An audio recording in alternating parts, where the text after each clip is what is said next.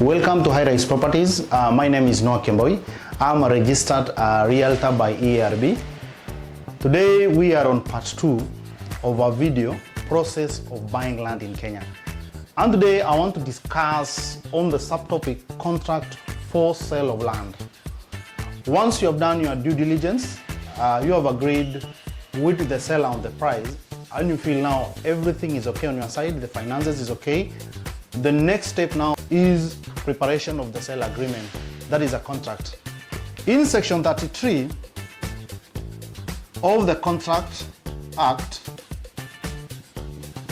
and section 38 of the Land Act, the law says that it's mandatory to have any agreement in writing. If you only agree with your word of mouth on an agreement, it will not hold any water in the court of law. And that is one of the things that, as Highrise Properties, we always advise our clients that you have to do the right thing. Sometimes the right thing may come with some costs, of course, when it comes to preparing a contract to an advocate, but that cost, vice versa, the risk, I always tell you, do the right thing. Remember that in our part 1 of our video, we discussed about a green card, that the green card gives you a history up to the current state of any property. You can be able to have a forensic analysis of that property in case there is a dispute. There will also be evidence because a contract was in place. And that is one of the reasons why here in Highrise Properties, for all the property sales we have made, we have never had any dispute, any legal dispute pertaining to the land transaction, because our advice has always been, do the right thing. And today, at the end of this video, I know that you'll be informed accordingly to always do the right thing. Sometimes the cheap way is this. Wewe umepata property, umeagree bei, mtu anakuambia si lazima kutende kwa lawyer. Twende tu kwa land office, ufanye transfer, wewe unipatie pesa kwa mkono, ukufanyie transfer, hii mambo tumalizane. I inform you that the process of acquiring a title deed is even more important than the title itself. And one of the things that makes this the contract by itself very important is when it comes to any dispute that may arise. When there was a contract by itself, you will be well protected in case of any disputes pertaining to that property. You will be very well protected, okay? So the law in Kenya makes it mandatory to have it in writing. The second thing, once you have it in writing, I always advise this writing, in writing, it should capture very well the seller. It should also capture very well the buyer. That is their names as per the ID. Their names in ID, okay? And then I always also insist that this contract should always be prepared by an advocate. Why an advocate? An advocate is very well conversant with these two laws. The Contract Act in section 33 and also the Land Act in section 38. They will ensure that the agreement is well within the law. The next thing that you need to understand, once now you have the agreement, that's once you have the sale agreement, the keynote that you need to understand is, apart from the buying price, the buyer needs to be aware that they will need to pay, of course, the legal fee.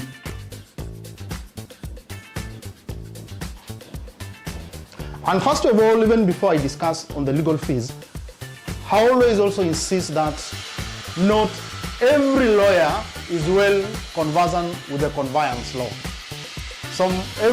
Lawyers have their own specialty, just like doctors. Not every doctor treats every kind of disease. They have specialty. So also ensure that the lawyer that you deal with, he is very well conversant with conveyance law. Also confirm the reputation of the advocate. Because huku nje pia wengine wamepigwa character development na lawyers have check well the reputation of the advocate, and in most cases ask your friends who have bought properties to recommend a lawyer, or even as Highrise Properties, you can always approach us. You don't have even necessarily to have bought a property through us, but we are always willing to help you get the right lawyer. Then the buyer should be aware of the legal fees, should be also aware of the stamp duty. In most cases, here in Mombasa, it's 4%.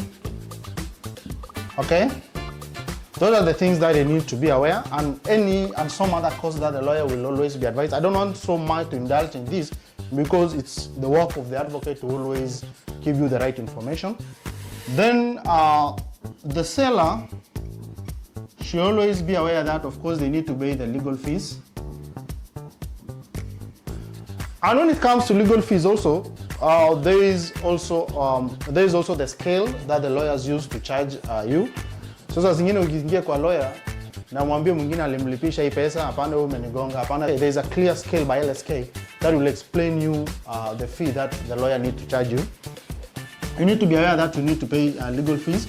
You also need to pay the capital gains tax, CGT, and as per now it's 15%.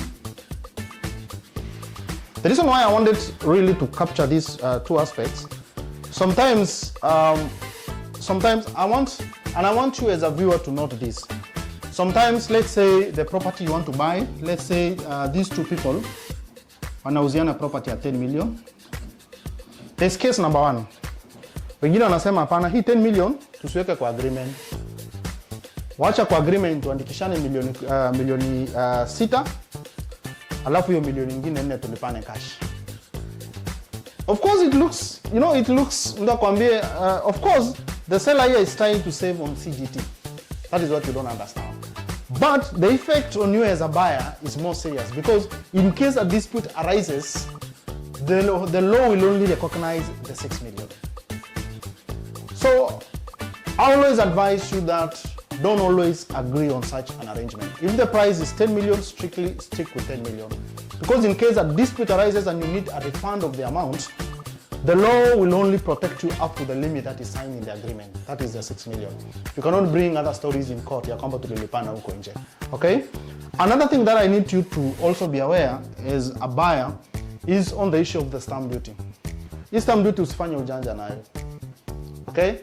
Usiseme staki kasongo sijui nini, hapana. When it comes to stamp duty, this stamp duty is very important. When you pay to KRA, you have the receipt, because also if a dispute arises, it will add more weight to your agreement. This stamp duty will add more weight in the agreement. Lakini kama ulipiga ujanja kwa hii, ukafanya transfer bila kulipa hii, it actually weakens the sales agreement. So make sure that the stamp duty is paid. And then sometimes, yes, unaweza tafuta ka ujanja, uandikishe bei kidogo ya sales agreement, ushukishe mpaka kale ka 6 million, useme sasa nimesave 4%. But what you don't understand, if you end up in future selling that property, there is 15% that is waiting you. For that case scenario, ulikuwa umesema acha tuuziane, hii property ilikuwa 10 million, ukasema acha tuuziane 6 million. Perfect. Ukalipa 4%. 4% of 6 million, 240,000. Okay? 4% of 6 million is 240,000.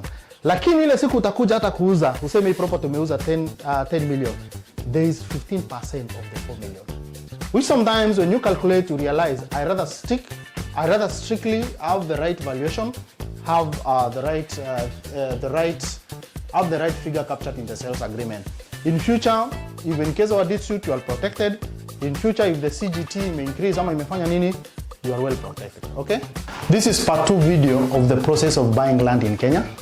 See you in part 3, where we'll give you more information when it comes to buying a property. And I believe at the end of these videos, you'll have all the necessary information when it comes to buying land in Kenya. Please subscribe to our YouTube channel, like also our Facebook page, pale pia Instagram tupatane, tuko pia TikTok pale, and actually very soon we're gonna be going live in TikTok to give you the information real time. See you soon. Bye.